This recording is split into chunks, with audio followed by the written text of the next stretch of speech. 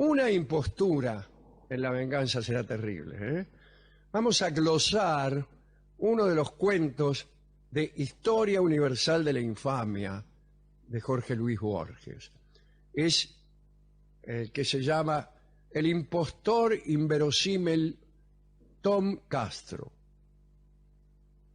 Pero hay que decir que Borges, como en muchos otros de los capítulos de esta Historia Universal de la Infamia, se basó en historias reales y les cambió los nombres, las modificó apenas y las publicó.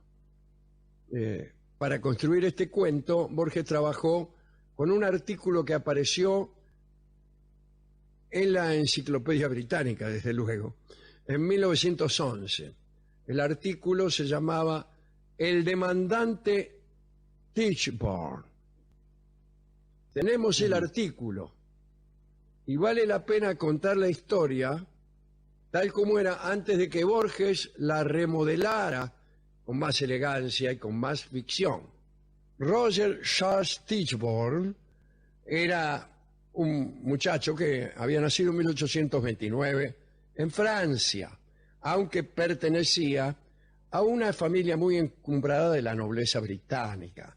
Los Tichborne habían estado muy cerca del rey Jacobo en el siglo XVII. Sus descendientes heredaron una gran fortuna y su posición era una de las principales entre los católicos de Inglaterra. Roger era el hijo mayor de James Francis Tichborne y de Henriette Seymour, o Seymour. Pero este afrancesamiento no es casual, porque esta dama odiaba a Inglaterra e hizo nacer a su hijo en París. Rápidamente debió regresar con él a Inglaterra. Allí persistió el odio materno por su país y Roger no recibió ninguna educación inglesa. La madre lo educó y le habló siempre en francés.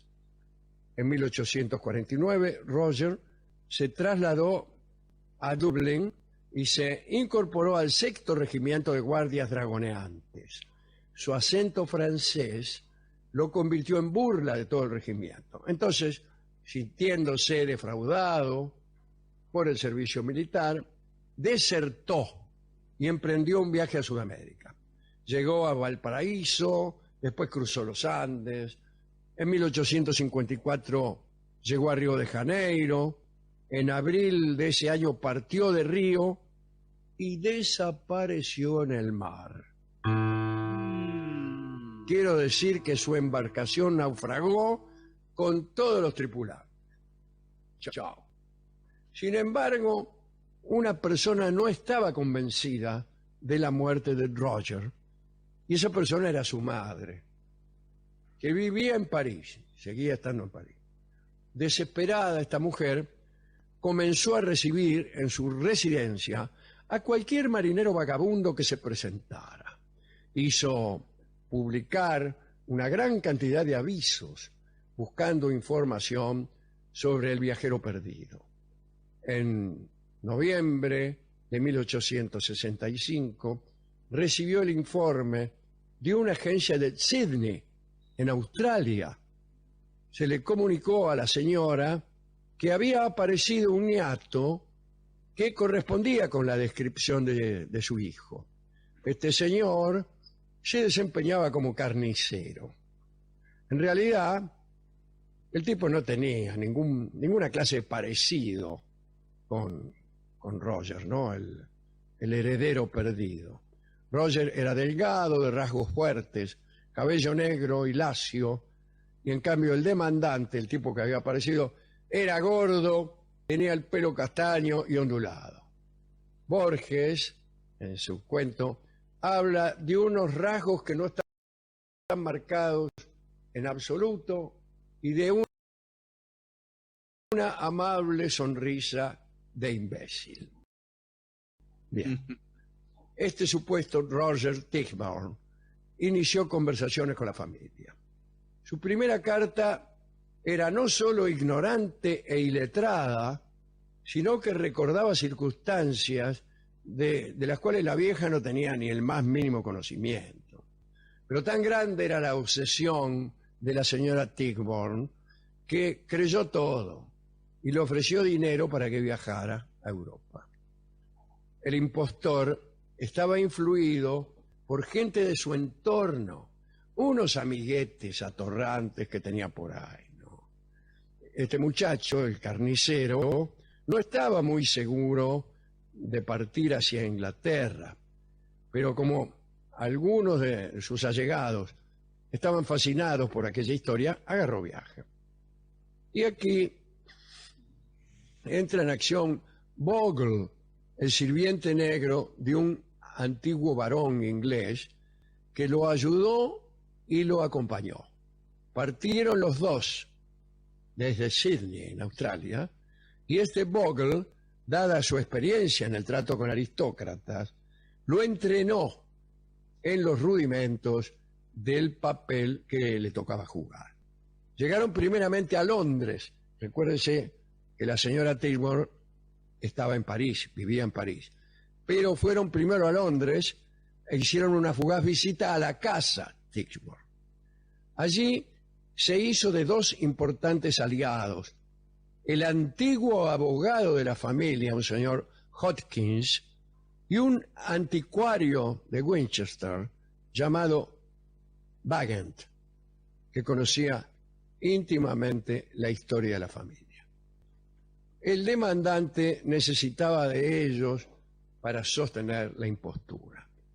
De Londres, el supuesto heredero viajó a París y allí visitó a la señora Tichborne, que lo reconoció inmediatamente. La eficacia de la diferencia, dice Borges en un pequeño subtítulo, y dice que el criterio para esto, para este engaño, fue el siguiente. Por ejemplo, si uno quiere hacerse pasar por el Kaiser de Alemania, inmediatamente recurriría a unos bigotes en forma de manubrios, a un brazo muerto y a una actitud marcial. Sin embargo, Bogle pensaba que era mejor para representar al Kaiser un tipo lampiño con un brazo bueno, totalmente libre de cualquier marcialidad. Y esto fue lo que hicieron en el teatro, suele hacerse mucho eso también. Esto fue lo que hicieron. Y la vieja se conformó. Vio que el chico ignoraba por completo el francés. Le entregó al supuesto heredero diarios y cartas que Roger le había escrito durante su estadía en Sudamérica, y el hombre de Sydney utilizó estos documentos para representar mejor su papel. Los miembros de la familia Tichborne declararon por unanimidad que el tipo era un impostor, y poco después obtuvieron pistas que los llevaron a averiguar que el hombre se llamaba Edward Orton y era carnicero. El impostor creyó que podría eludir las acusaciones mientras tuviera el beneplácito de la señora Tichborne. Pero ella tuvo la mala idea de morirse muy poco después, y Orton no tuvo más remedio que someterse a un juicio que le iniciaron los parientes. Sin embargo, algunos declararon a favor de Orton, creyéndolo verdaderamente Tichborne. Otros declararon a su favor porque fueron sobornados. Y había muchísimos acreedores que estaban interesados en que el tipo fuera quien decía ser, para ver si podían cobrar algo. Bogle hizo una maniobra que consistió en enviar una carta a un diario hablando mal del tipo, del heredero, y firmándola como si fueran los jesuitas. Entonces, inmediatamente, todos los que en Inglaterra odiaban a los jesuitas, que eran casi la totalidad, reaccionaron pensando que el tipo era víctima de una conspiración de los jesuitas. igual fue a juicio y perdió. Le dieron 14 años. Hubo algunos disturbios en Londres a raíz de esta sentencia, pero la agitación se calmó cuando el tipo salió de la cárcel en 1884. El público ya no tenía interés en él. Empezó a dar conferencias. En general, empezaba declarándose inocente, pero después se ablandaba y confesaba en la misma conferencia. Y después todo el mundo lo olvidó y murió pobre en 1898. Esa es la historia de este señor Orton, que se hizo pasar por Roger Tichborne. ¿A quién dedicárselo? Al verdadero Roger Tichborne, que debe haber muerto en un naufragio, pobre, ¿no? Y a Alejandro Casona, porque recuerdo Los árboles mueren de pie, también es la historia de un impostor a quien por mérito o por obsesión aceptan. Esta era, me parece recordar, la abuela. Sí, o la madre. O la madre. Parece que la madre. Y la madre, claro. Y bueno, al final termina por aceptarlo. Y creo que incluso ella termina confesando, esto quizá lo agregué yo, termina confesando que no creía que fuera el mismo, pero que ella necesitaba el amor Claro. de ese muchacho que había aparecido. Entonces lo admitió como si fuera el mismo. Ella en verdad ya lo sabía, lo supo toda la obra. Creo que lo supo toda la obra. Sí. Lo supo toda la obra. Y el monólogo final, algo de eso dice al público, pero el resto de los personajes nunca se enteran. No, no, claro. Ella ya sabía. Claro, claro. Incluso Spoileamos toda la obra de Cazorla. tiene indicios a favor y en contra.